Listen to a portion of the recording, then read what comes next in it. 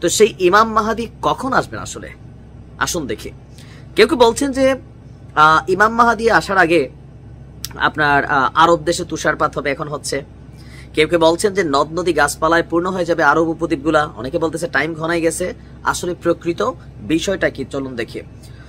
এ নিয়ে আপনার Islamic scholar যারা আছেন তাদের বেশ কিছু মন্তব্যকে একটা জায়গায় এনে কানেক্ট করা হয়েছে উইথ হাদিস। হাদিসের বর্ণনা থেকে প্রমাণিত যে হযরত আবু হুরাইরা রাদিয়াল্লাহু তাআলা তিনি বর্ণনা করছেন, আল্লাহ রাসূল বলছেন, ততদিন পর্যন্ত কিয়ামত প্রতিষ্ঠিত হবে না। কতদিন? যে পর্যন্ত না আরব উপদ্বীপ গাছপালা এবং নদী নালায় পূর্ণ হবে। এটা বলছে কি, কিয়ামতের বেলায়। হাদিসের এই বর্ণনা থেকে সুস্পষ্ট যে কিয়ামতের আগে আরব দেশসমূহে পানির অভাব হবে না, বরং প্রচুর নদ নদী প্রবাহিত হবে, ফলে গাছপালা নানান উদ্ভিদ উৎপন্ন হবে এবং বন জঙ্গলে ভরে যাবে। আল্লাহ রাসূল আরো বলছেন, ততদিন কিয়ামত ঘটবে না যতদিন না আকাশ থেকে প্রচুর বৃষ্টিপাত হবে, মাটির তৈরি ঘরগুলো ভেঙে পড়বে এবং পশমের ঘরগুলো রক্ষা পাবে। এগুলো কিন্তু তাত্ত্বিক অর্থ আছে। এখন মাটির তৈরি ঘর সারা পৃথিবীর মধ্যে খুঁজলে হয়তো আপনি 0.1% এরিয়াতে পাবেন, আর বাকি জায়গায় সুউচ্চ ভবন তৈরি হয়েছে। তাহলে তো হাদিসটা একটা সাংঘর্ষিক হয়ে যাচ্ছে না? বাট এগুলো তাত্ত্বিক অর্থের কথা। যারা কি বলে ইসলামিক স্কলার আছেন তারা এগুলোর ব্যাখ্যাটা ভালো দিতে পারবেন। হযরত আনাস রাদিয়াল্লাহু আনহু থেকে বর্ণিত, আল্লাহ রাসূল বলছেন, ততদিন পর্যন্ত কিয়ামত হবে না যতদিন না ব্যাপক বৃষ্টিপাত হবে, কিন্তু জমিনে কোনো ফসলই উৎপন্ন হবে না। এটাও ব্যাখ্যার বিষয়। তো এই হাদিসগুলোতে কিয়ামতের আলামত আপনার এখানে পাইলাম, কিন্তু ইমাম মাহাদির আগমন নিয়ে অধিক বৃষ্টিপাত, তুষারপাত, নদ নদী কিংবা এই জিনিসগুলো কানেক্টেড না। আল্লাহ রাসূল বলছেন যে কিয়ামতের আগে, এ নিয়ে আমরা যদি হাদিসগুলোর একটু দেখি, যে ইমাম মাহাদির আগমনে কিয়ামতের আলামত সমূহের মধ্যে অন্যতম প্রধান আলামত। এখানে আপনার বিভিন্ন দৃষ্টিকোণ থেকে এটার উপর একদম এক্স্যাক্টলি টাইম ফ্রেম, অথবা ধরেন কেউ যেমন বলে একদম পূর্ব কোণা থেকে আসবে, এরকম একটা পতাকা নিয়ে আসবেন, এ নিয়ে কিন্তু নানান বর্ণনা আপনারা ইউটিউব বা ফেসবুকে দেখছেন। তো এখানে হয় কি, যে এক একজন এক একটা জায়গা থেকে তার কনসেপ্টটা ক্রিয়েট করেন। আল্লাহ ভালো জানেন যে ইমাম মাহাদি তিনি কখন আসবেন, যখন ওনার আসার প্রকৃত সময় হবে। তবে এই ব্যাপারটাতে ব্যাপক আলোচনার ইস্যু আছে। আমরা যে জিনিসটা কনসেপ্টে নিচ্ছি সেটা হচ্ছে ইমাম ইবনে কাসির রাহমাতুল্লাহ আলাইহির একটা বক্তব্য থেকে, যে তিনি বলছিলেন যে আমার পুরোটা হাদিস অনেক বড়, বাট আমি সংক্ষেপে যদি আপনাদেরকে বলি, তিনি বলছিলেন, তখন ফল ফলাদিতে প্রচুর বরকত হবে, মানুষের সম্পদ বৃদ্ধি পাবে, ইসলাম বিজয়ী হবে, ইসলামের শত্রুরা পরাজিত হবে এবং সকল প্রকার কল্যাণ বিরাজমান হবে। তো আরব রাষ্ট্রগুলো নিয়ে ম্যাক্সিমাম কনসেপ্টটা কাজ করে। আর পূর্ব দিকের কোনো একটা অঞ্চল থেকে তিনি আসবেন, এখানে মদিনা মনোয়ার হতে পারে, কয়েকটা রাষ্ট্রের নাম আছে, ফিলিস্তিনের কথা আছে, ইরাকের কথা আছে, বেশ কিছু হাদিসগুলা আমরা যা শুনি এগুলোর ব্যাখ্যা বিশ্লেষণ যারা করেন। এখন আমাদের জাল হাদিস আছে, সহি হাদিস আছে, যে যার ভক্ত যাই হুজুরটা শুনি ওই কনসেপ্টটা মাথার মধ্যে চলে আসে। কেউ কেউ বলছেন যে ওনার গুণাগুণ সম্পর্কে বলা হয়েছে, মানে এগুলো তর্ক বিতর্কের বিষয় না।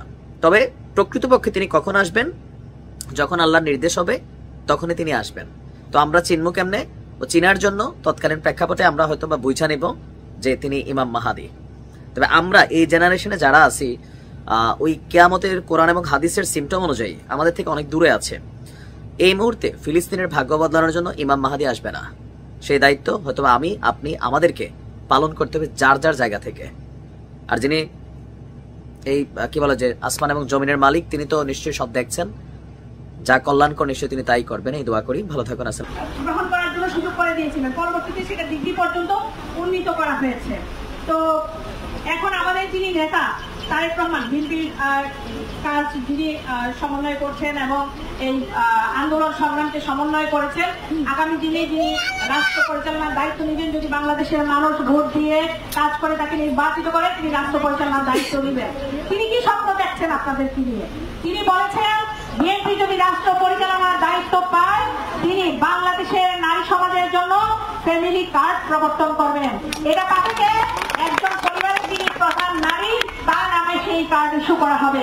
প্রাথমিক পর্যায়ে সুবিধা বঞ্চিত গ্রামের যে নারীরা আছেন তারা এটার মালিক হবে।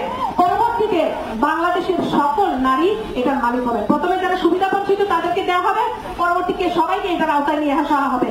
এবং আমাদের ভারপ্রাপ্ত চেয়ারম্যান এটাও বলেছেন, আমার ওয়াইফের নামেও একটা কার্ড ইস্যু করা হবে, রাষ্ট্র আমার ওয়াইফের নামেও একটা কার্ড ইস্যু করবে। ইসরায়েলি একটা গণহত্যা এবং বর্বরোচিত হামলা চলছে, এবং সেই মুহূর্তে আমরা সবার আগে বাংলাদেশ সর্বপ্রথম এই ন্যাক্কারজনক এবং বর্বরোচিত হামলার তীব্র নিন্দা এবং প্রতিবাদ জানাই। এবং আমরা সম্পূর্ণভাবে সংহতি প্রকাশ করছি। আজকে the world stops for Gaza বিশ্বব্যাপী এই প্রোগ্রামটি অনুষ্ঠিত হচ্ছে। আগামী 11 এপ্রিল আমাদের পূর্ব নির্ধারিত প্রোগ্রাম ছিল সবার আগে বাংলাদেশ কনসার্ট। শুধু ঢাকায় নয়, চট্টগ্রাম, বগুড়া এবং খুলনায় একই সময়ে 4টা ভেন্যুতে আমাদের এই প্রোগ্রাম হওয়ার কথা রয়েছে। যেহেতু শুক্রবার, ধর্মপ্রাণ মুসলমান আমরা সবাই একাত্ম হয়ে এই ন্যাক্কারজনক বর্বরোচিত গণহত্যার প্রতিবাদে সবাই সেই প্রতিবাদ মিছিলে অংশগ্রহণ করব। সেই জন্য আমরা 11 এপ্রিলের পরিবর্তে 12 এপ্রিল সারা বাংলাদেশে 4টি ভেন্যুতে একসঙ্গে সবার আগে বাংলাদেশ ফাউন্ডেশনের পক্ষ থেকে যে স্বাধীনতা কনসার্ট, সেটি আমরা পরিবর্তন করেছি। 12 এপ্রিল সেটি অনুষ্ঠিত হবে, শনিবার অনুষ্ঠিত হবে। আমাদের এই প্রোগ্রামে সম্পূর্ণভাবে বাংলাদেশের গান, বাংলাদেশের সংস্কৃতি, বাংলাদেশের শিল্পীরাই সেখানে তাদের কনসার্টে অংশগ্রহণ করবেন, এবং স্থানীয়ভাবে আঞ্চলিক যে গান সেটিও থাকবে।